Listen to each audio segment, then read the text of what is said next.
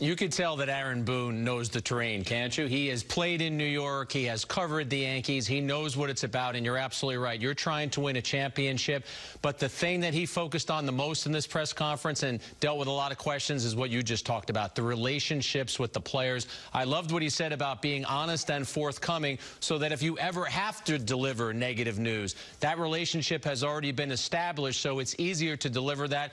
And one other comment that I thought was great, Bob, is when he talked about the fact that Major League players can sniff you out if you're a phony. And he said in short order, the Yankee players will understand that, hey, Aaron Boone knows what the heck he's talking about. So a couple other things mentioned with regard to that. He said he has to earn that respect. He said he thought that would come in short order. That was the quote. And then the other thing was he feels like he's going to have great relationships with the players, and they'll know that they care a lot about them. And I think that was, again, one of the mandates of going into that room and the hire, the communication skills, the interpersonal skills, to really, I hate to use the word warm and fuzzy, but to relate to some of these young players. Right. Sometimes you have to bark at a player. Sometimes you have to put your arm around the player. And I think that Aaron Boone will be smart enough to be able to determine who's the guy that needs to maybe be screamed at once in a while, who's the guy that needs a pat on the back.